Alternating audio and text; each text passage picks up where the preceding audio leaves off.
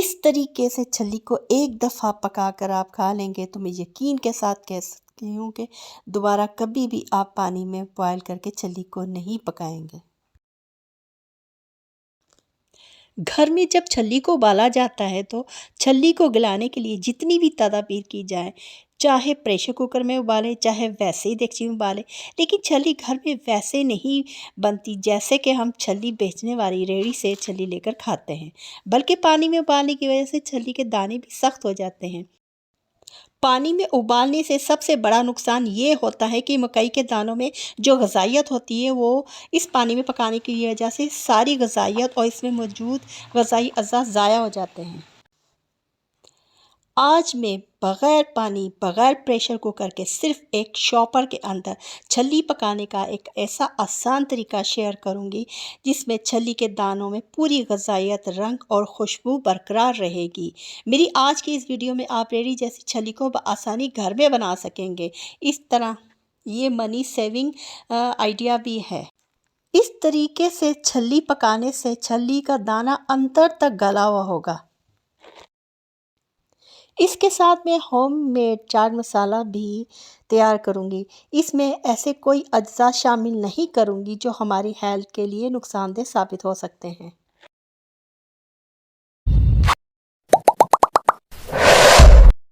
अस्सलाम वालेकुम my YouTube family, welcome to my YouTube channel Fahmi's cooking and kitchen hacks.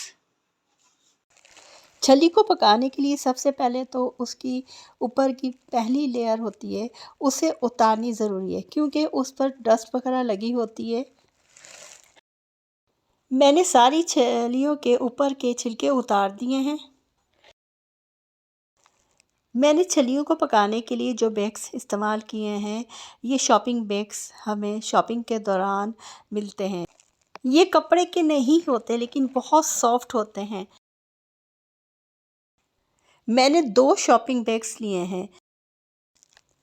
पहले एक शॉपिंग बैग में मैं सारी छलियाँ डालूँगी।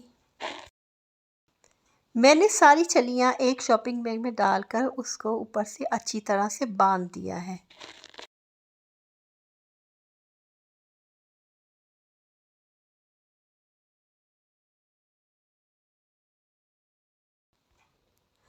अब मैंने दूसरा शॉपिंग बैग लिया है और उसमें ये पहला वाला बैग उसके अंदर मैंने डालकर उसको भी अच्छी तरह टाइटली बांध दिया। अब कोई भी देगची या पतीली लें जो आपके पास है। मेरे पास ये देगची थी, मैंने ये ली है। इन छलियों को पकाने के लिए सबसे अहम जो अज्जा है वो है ये बजरी। इसको बारीक भी नहीं कह सकते कि छोटे छोटे से जो पत्थर होते हैं वो बजरी वो है। ये थोड़े से छोटे मोटे मोटे पत्थर हैं जिसको पेबल भी कहते हैं। मैंने इसको वॉश करना ज़रूरी समझा क्योंकि इसे जब मैंने पानी में डाला था तो इसमें से काफ़ी डस्ट निकली थी। मैंने इस बजरी को उस वक्त तक वॉश किया है जब तक वो डस्ट फ्री ना हो जाए। अब ये बिल्कुल साफ़ हो गई है। लेकिन अगर किसी के पास बजरी नहीं है तो उसके लिए दूसरा तरीका मैं बता रही हूँ कि जिस देगची में आपने छलियों को उबालना है उसमें कोई ये स्टैंड रख लें, जो कोई भी चीज़ आपके पास मौजूद है। उस स्टैंड के ऊपर मैंने शॉपिंग बैग में जो छलियाँ डाली थी वो डाल दी। देगची में मैंने 2 गिलास पानी लिया, वो पानी डाल दें। फिर उसके बाद जो ये शॉपिंग बैग जिसमें छलियाँ मैंने डाली थी उस पर पानी का छिड़काव कर दें। ये दूसरा तरीका है कि बजरी ना हो। अब बजरी को जो मैंने वॉश किया था उसे देगची के पैंदे में मैंने 1 या 1.5 इंच चौड़ी मैंने उसकी लेयर बिछाई है। अब ये जो मैंने शॉपिंग बैग में छलियाँ डाली थी इसे मैंने इस तरह पानी के नीचे इसको रख दिया ताकि अच्छी तरह से ये गीला हो जाए। गीला करके मैंने इसे थोड़ी देर के लिए स्टैंड पर ऐसे खड़ा कर दिया ताकि उसके अंदर जो एक्स्ट्रा पानी है वो निकल जाए। मकसद ये था कि ये गीली हो जाए।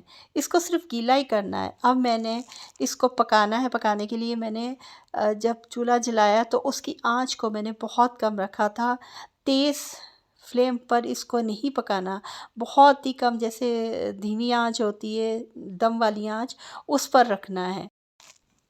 अब मैंने इस बजरी पर भी पानी डाला है।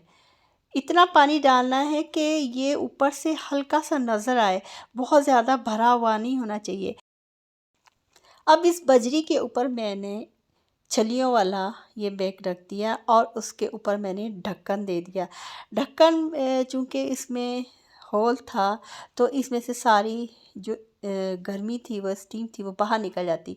इसके लिए अगर आपके पास कोई भी चीज़ है तो वो इसके अंदर डाल दें। मेरे पास एक हलिये इसका भी था कि मैंने थोड़ा सा गूंदा हुआ आटा लिया और उसके ऊपर मैंने इसको बंद कर दिया इस सुराख को, ताकि अंदर की जो स्टीम बन रही है वो बाहर ना निकले और हमारी छलियाँ बेहतरीन तरीके से पक जाए। इसे मैंने बहुत धीमी आंच पर पकने के लिए रख दिया और 1 घंटा मुझे लगा इसको पकाने में। 1 घंटे में ये बिल्कुल नर्म मुलायम ये छली तैयार हो गई थी। अब इसके मसाले की तरफ आते हैं। मसाले के लिए जो मैंने चीज़ें ली वो सारी घर में जो हमारी होती हैं वो लिया है, और इसके लिए इस बात का मैंने ख़्याल रखा है कोई कोई नुकसानदेह चीज़ ना हो, कोई मसाला ऐसा जो हमारी हेल्थ को नुकसान दे। इसके लिए मैंने सॉल्ट लिया है। सॉल्ट तो अपने हिसाब से लेना है। वाइट सॉल्ट लिया है, फिर इसके बाद मैंने ब्लैक सॉल्ट लिया है। ये भी अपने हिसाब से लेना है, जितना खाते हैं पसंद करते हैं आप। और ब्लड प्रेशर वाले ख़ास तौर पर अपने हिसाब से सॉल्ट लें।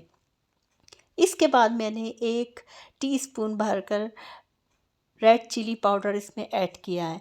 इसके बाद मैंने इसमें भुना हुआ सफ़ेद ज़ीरा, उसका मैंने पाउडर बना लिया था। इसका बहुत ज़बरदस्त जायका आता है जब चाट मसाला हम घर में बनाते हैं।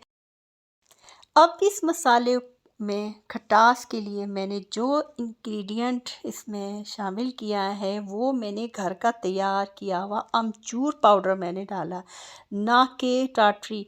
टाटरी के नुकसानदेह असरात होते हैं, इसलिए मैंने इसमें हर वो चीज़ डाली है जो हेल्थ के लिए फ़ायदेमंद है। ये ऑर्गेनिक तरीके से मैंने घर में तैयार किया था अमचूर पाउडर, और ये बहुत ज़बरदस्त तैयार होता है घर में। इसका मैंने 1 फुल स्पून भर कर मैंने इसमें डाला। इन मसालों को अपने हिसाब से कम या ज़्यादा भी किया जा सकता है।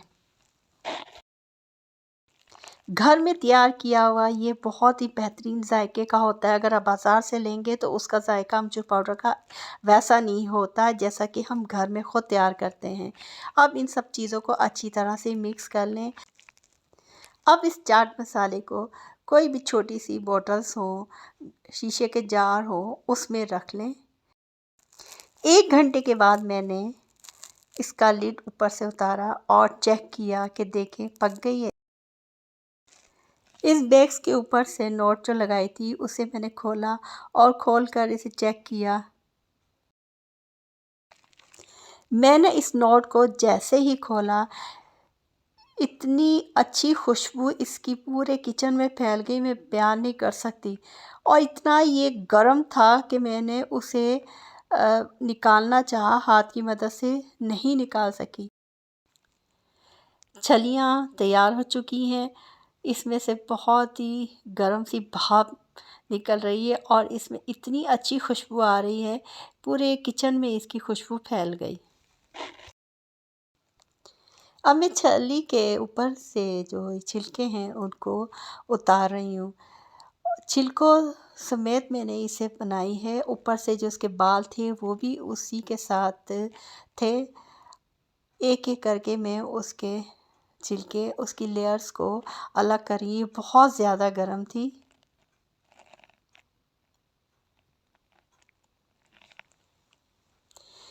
और ये बिलाखिर मैंने सारे इसके छिलके अलग कर लिए और इसके ऊपर से बाल थे वो भी मैंने हटा दिए। अब मैं इसे चेक करती हूँ कि ये किस तरह तैयार हुई है। अब मैंने छली में से एक दाना लिया और उसे उंगलियों की मदद से जैसे ही मैंने उसको दबाया, वो इस कदर आसानी के साथ दब गया, बिल्कुल सॉफ्ट दाना था। और उसका रंग आप देख सकते हैं छली का वैसा ही।